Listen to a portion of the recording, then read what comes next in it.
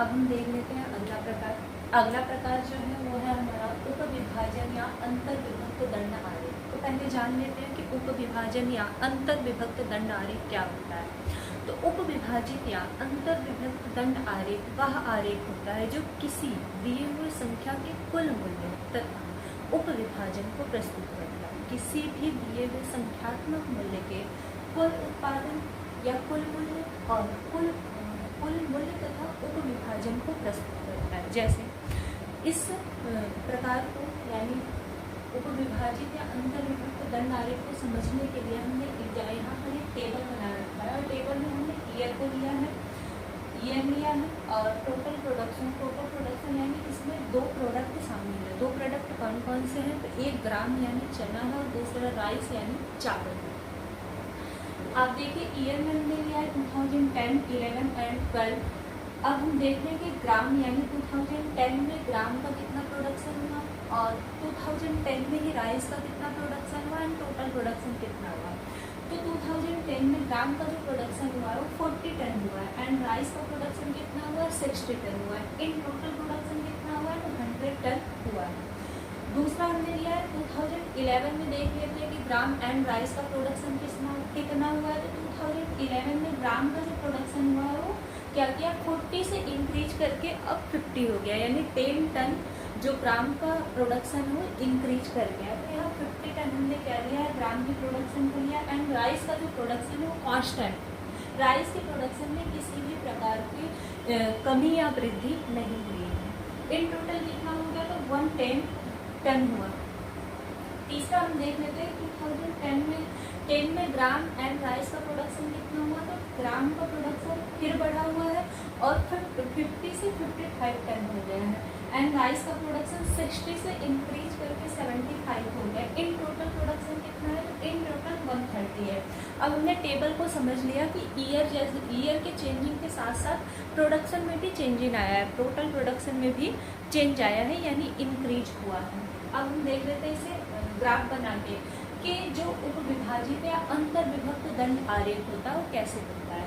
तो हमने OY axis पर ईयर को दर्शा दिया है, OX एक्सिस पर हमने ईयर को शो किया हुआ है एंड OY एक्सिस पर हमने ग्राम एंड राइस यानी टोटल प्रोडक्शन को शो किया हुआ है। तो अब हम देख लेते हैं 2010 में जो ग्राम का प्रोडक्शन है कितना? 40 टन है। आइए देख लेते हैं 40 कहाँ होगा? तो 30 एंड 45 के बीच में होगा। तो हम यहाँ पे लगा लेते हैं निशान और यहाँ से एक लाइन बना देते हैं, ये लाइन बन जाएगा। अब हम दंड आरेख पढ़ रहे हैं तो हमें पता है कि दंड आरेख कैसा बनता है? आयताकार का होता है। तो हमने आयताकार का बना रखा है।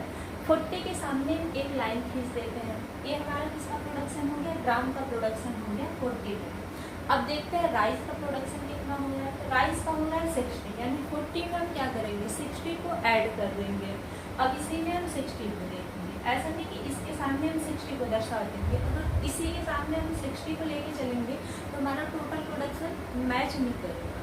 तो अब देख लेते हैं 60 को जब ऐड करेंगे टोटल हो जाएगा 100। अब इसके ऊपर हम कहाँ जाएंगे? 100 के सामने टिक करेंगे, यानी इन टोटल हमारा मैच कर रहा और जो हमने एक ग्राफ बनाया हुआ है ये प्रोडक्शन दोनों क्या हो रहा है? मैच हो रहा है। इन टोटल हमारा कितना हो गया? 100 टन हो गया, 100 टन प्रोडक्शन हो गया।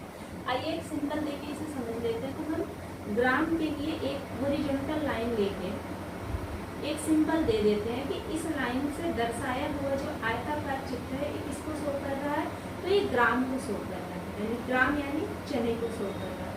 और जो ब्लैंक लाइन है उसे ऐसे का ऐसे छोड़ देते हैं। ये जो ब्लैंक लाइन है ये शो कर रहा है, ये जो ब्लैंक लाइन है ये शो कर रहा है राइस को, ब्लैंक लाइन राइस को शो कर रहा है। तो हम यहाँ पे एक सिंबल बना के शो कर देंगे, अभी के लिए यहीं पे छोड़ देते हैं। दूसरा हम देख लेते हैं 2011 में कैसे प्रोडक्शन को हम कैसे शो करेंगे। 2000 में जो ग्राम का प्रोडक्शन है कितना है? 50 टन है। आइए 50 के सामने एक लाइन खींचेंगे। 50 जो है 45 एंड 60 के बीच में आएगा, यानी 45 और 60 के बीच में यहाँ कुछ आएगा। तो यहाँ पे एक लाइन खींच लेते हैं इसमें, ये हमारा हो गया 50 टन से। अब हम देखेंगे राइस का प्रोडक्शन कितना हुआ? 60 हुआ। इसके ऊपर हम 60 नहीं लगा सकते हैं, वो नहीं सही होगा। इस वजह से हम क्या करेंगे? 50 में 60 को ऐड करते हैं, इसलिए हम टोटल प्रोडक्शन को यहाँ ऐड कर रहे हैं। अब जब हम 50 को 60 में ऐड करेंगे तो इन टोटल हमारा प्रोडक्शन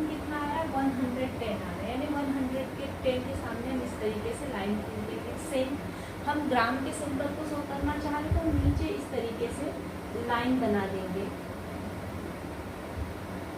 और हम यहाँ ये शो करना चाह रहे हैं कि जो लाइनिंग वाला पार्ट है वो ग्राम के प्रोडक्शन को शो करता है।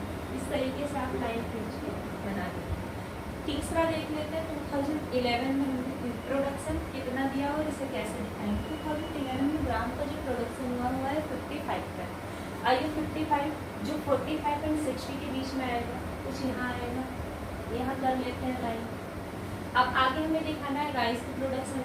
राइस का जो प्रोडक्शन है वो 75 टन है, तो हम 55 को 75 को जब ऐड करेंगे तो तीन टोटल हो जाएगा 130 टन। 130 टन यानी ये जो है 120 एंड 130 के बीच में आएगा। यहाँ मेन लाइन खींचती है, ये हो जाएगा हमारा राइस का प्रोडक्शन। आगे जो ग्राम का प्रोडक्शन हुआ है इसमें सेम हम इसी तरीके से लाइन खींच देंगे। लाइन खींचने का बस ये एम है कि ये पता चलता रहे ये जो उपविभाजित अंतर विभक्त दंड चित्र है ये शो कर रहा है कि जो लाइनिंग वाला पार्ट है राइस के प्रोडक्शन को शो कर रहा है। जो ब्लैंक लाइन है इसको सॉरी जो लाइनिंग वाला पार्ट है ग्राम के प्रोडक्शन को शो कर रहा है। जो ब्लैंक लाइन है राइस के प्रोडक्शन को शो कर रहा है। आगे यहाँ पे सेम इसी तरीके से सिंबल देके बना देते हैं कि जो ब्लैंक लाइन है किसको शो कर रहा है। तो ये जो ब्लैंक लाइन है शो कर रहा है राइस के प्रोडक्शन को। हम यहाँ राइस लिखेंगे। इसी तरीके से एक छोटा सा बॉक्स यहाँ बनाएंगे और इसे लाइनिंग करके यहाँ पर लिख देंगे कि किसके प्रोडक्शन को शो कर रहा है, तो ये ग्राम के प्रोडक्शन को शो कर रहा है। आई थिंक समझाई हुई चीज़ें आपको समझ में आ गई होंगी। यहाँ पर हम चाहें तो यहाँ पर लिख भी सकते हैं जानकारी के लिए कि 100 टन को शो कर रहा है, ये 100 टन को शो 110 टन को शो कर रहा है, ये 130 टन को शो कर रहा है टोटल प्रोडक्शन।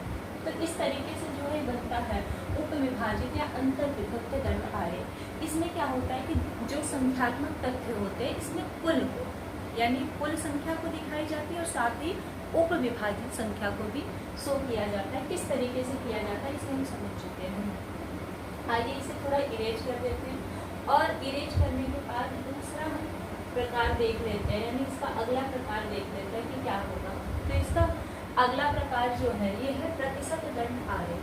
अब हम बना के देखेंगे कि प्रतिशत दंड आरेख कैसे बनता है। इसी में समझाएंगे आपको इसी वाले ग्राफ पे कि किस तरीके से प्रतिशत दंड आरेख बनता है। इसके लिए हमें टेबल भी बनानी होगी। तो पहले हम समझ लेते हैं कि प्रतिशत दंड आरेख होता क्या है और इसका टेबल कैसे तैयार किया जाता है। जो प्रतिशत दंड आरेख होता है ये संख्याओं को प्रतिशत में शो करता है। जो भी संख्याएं दी रहेंगी इसे प्रतिशत में शो करता है।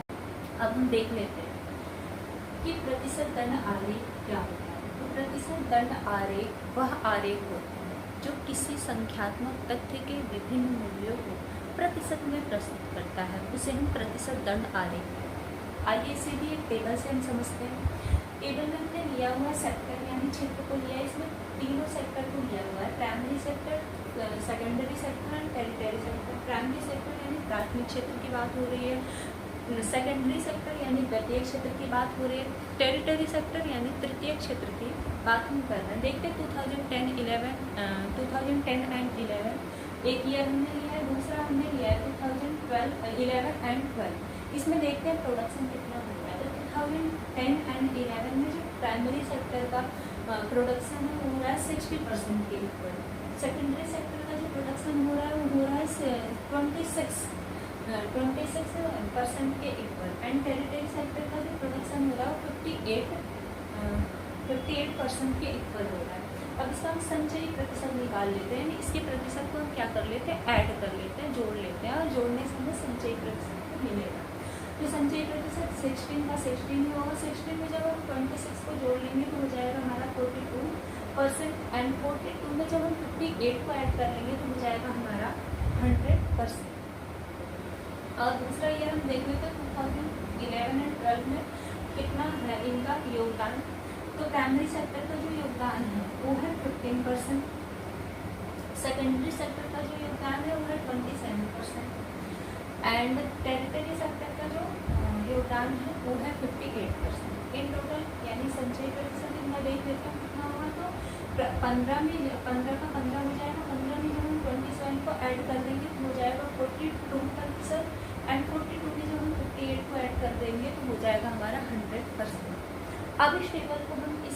ड्रॉ करके देखते हैं कि कैसे ड्रॉ होगा और कैसे संचयी जो प्रतिशत दंड आरेख होगा कैसे होगा। तो हम संचयी प्रतिशत को जो है ग्राफ पे शो करेंगे, यानी संचयी प्रतिशत को ही ग्राफ पे शो किया जाता है। तो संचयी प्रतिशत में प्राइमरी सेक्टर का जो जीडीपी में योगदान में कितना है 16% है। तो हम 16 के सामने लाइन खींचेंगे। 16 कहाँ मिलेगा हमें, तो यहाँ हमने 15 को शो किया, 15 के थोड़ा सा ऊपर जाएंगे तो हमें 16 मिल जाएगा, यानी कुछ यहाँ मिलेगा। तो यहाँ पे एक हम लाइन खींच देते हैं। यहाँ लाइन खींचने का हमें पता चल गया कि प्राइमरी सेक्टर का जीडीपी में जो योगदान है 16% के इक्वल है। इसे हम इस तरीके से लाइन खींच करके शो कर देगा कि ये किसे शो कर रहा है, ये प्राइमरी सेक्टर के योगदान को शो कर रहा है। दूसरा हम देख लेते हैं कि सेकेंडरी सेक्टर का कितना है, तो 42% है। 2010 एंड 11 में 42% है। इसमें जो हम 42% यानी 16 में 26 को ऐड किया है 42 मिला। इस 42 में कहाँ मिलेगा, 30 और 45 के बीच में मिलेगा। तो हम कुछ यहाँ ऐसे करके लाइन खींच लेंगे। ये जो है सेकेंडरी सेक्टर को शो कर रहा है, जो हॉरिजॉन्टल लाइन खींचने शो किया जा रहा है सेकेंडरी सेक्टर को शो कर रहा है। और उसके बाद हम देखते हैं टेरिटरी सेक्टर। टेरिटरी सेक्टर का है 100%। 100% कहाँ मिलेगा हमें, तो 99,105 यानी 105 जो है 105 के बीच में मिलेगा। 100 के सामने हम यहाँ पे एक लाइन खींचेंगे और खींच के इसे ब्लैंक छोड़ देंगे। जो ब्लैंक लाइन है शो कर रहा है टेरिटरी सेक्टर। ठीक, अब हम देख लेते हैं 2011 एंड 12 में किस तरीके से शो किया गया, किस तरीके से जीडीपी में इन तीनों सेक्टर का योगदान है। तो हम देखते हैं यहाँ पे 15% है, यानी 2010 एंड 11 में जो प्राइमरी सेक्टर का योगदान था 16%, उससे घट के 2011 एंड 12 में 15% हो गया। 15% हमें मिलेगा यहाँ। इसके सामने हम एक लाइन खींच लेते हैं और इसे सेम वर्टिकल लाइन से शो कर देते हैं कि किसे शो कर रहा है, इस शो कर रहा है प्राइमरी सेक्टर की। दूसरा हम देख लेते हैं, दूसरा हमारा ऐड करके मिल रहा है 42%। 42% जो यहाँ आएगा इसके सामने हम लाइन खींच देते हैं और इस तरीके से हॉरिजॉन्टल लाइन खींच के शो करते हैं कि सेकेंडरी सेक्टर को शो कर रहा है। ऊपर का बचा यानी 100% हो जाएगा। 58% को जब हम 42 में ऐड करेंगे तो कितना हो जाएगा 100%। 100% जो यहाँ का ऊपर वाला लाइन है 58% वाला ये टेरिटरी सेक्टर को शो करें। आइए यहाँ सिंबल लगा के देख लेते हैं। सिंबल लगा के बना देते हैं कि कौन सा जो सिंबल है ये किस सेक्टर को शो कर रहा है। तो यहाँ पे जो वर्टिकल लाइन खींचा हुआ है ये शो कर रहा है प्राइमरी सेक्टर को। तो हम यहाँ लिख देंगे प्राइमरी सेक्टर। Primary sector. दूसरा बॉक्स हम बना देते हैं। दूसरा बॉक्स में जो हॉरिजॉन्टल लाइन है किसको शो कर रहा है, ये शो कर रहा है सेकेंडरी सेक्टर।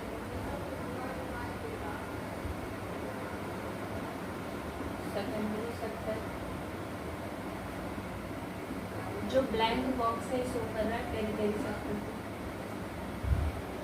Territory sector. अब यहाँ पे लिख भी सकते हैं, जैसे ये शो कर रहा है 16% को, तो हम यहाँ 16% इस तरीके से लिख सकते हैं। ये शो कर रहा है आपका 42% को, तो यहाँ पे हम लिख देंगे 42%। संचयी आवृत्ति को लिखेंगे। यहाँ ये शो कर रहा है 15% को, हम 15% लिख देंगे। यहाँ शो कर रहा है 42% को, 42 को लिख देंगे और यहाँ पे लिखेंगे 58%। 58% को शो कर रहा है, यहाँ पे 58% को शो कर रहा है। इस तरीके से हम शो करके बना देते हैं ग्राफ की किस तरीके से बनेगा। आइए हम अब इसका लास्ट प्रकार देख लेते हैं कि लास्ट वाला प्रकार जो है विचलन दंड आरेख किसे कहते हैं। अब हम देख लेते हैं कि विचलन दंड आरेख क्या होता है। जो इसका लास्ट प्रकार है कि विचलन दंड आरेख क्या होता है। तो विचलन दंड आरेख वह आरेख होता है जो समय और परिस्थिति से संबंधित शुद्ध विचलन को प्रकट करता है। जो समय और परिस्थिति से संबंधित शुद्ध विचलन को प्रस्तुत करता है। जैसे हमने यहाँ पे एक पेपर देखा, इसमें ईयर में हमने शो किया हुआ और सेविंग एंड डेफिसिट को शो किया हुआ। ईयर में हमने 2013, 14, 15 एंड 16 को लिया हुआ है एंड सेविंग एंड डेफिसिट में हमने 2013 में देख रहे हैं कि सेविंग कितना हो रहा है 38% एंड डेफिसिट यानी जो माइनस की क्वांटिटी दिखा रहा है किसको शो कर रहा है, डेफिसिट को शो कर रहा है, लॉस को शो कर रहा है। 2010 में जो है 2015 में जो है 2010 यानी सेविंग को शो कर रहा है, एंड 2016 में जो शो कर रहा है वो शो कर रहा है -25 यानी ये डेफिसिट को शो कर रहा है। आइए इसे ग्राफ पे बना के देख लेते हैं कि किस तरीके से विचलन दंड आरेख बनता है।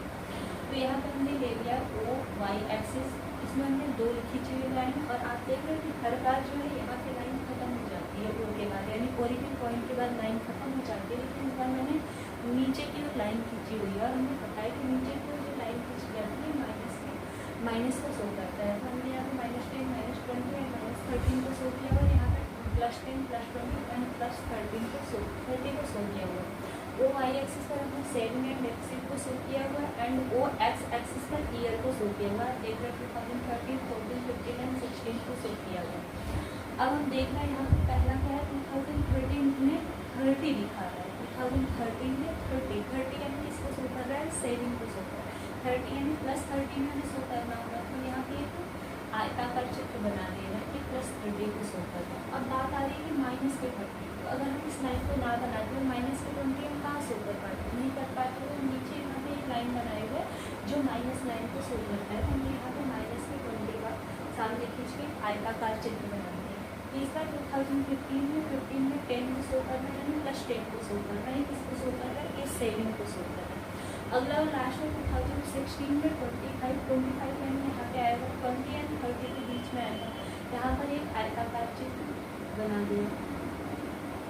तो यहाँ पर जो नीचे का भाग है, यानी कि ओ वाई एक्सिस के नीचे जो -10 -20 या -13 को शो कर रहा है, ये शो कर रहा है डेफिसिट को, एंड ओ आई एक्स ओ के ऊपर का जो है जो +10 +20 एंड +13 है, ये सेविंग को शो कर रहा है। जिस तरीके से डेटा दिया गया उसी तरीके से आपको आयताकार चित्र बना देना, और इस तरीके से हमारा विचलन दंड आरेख यहाँ पे खत्म होता है।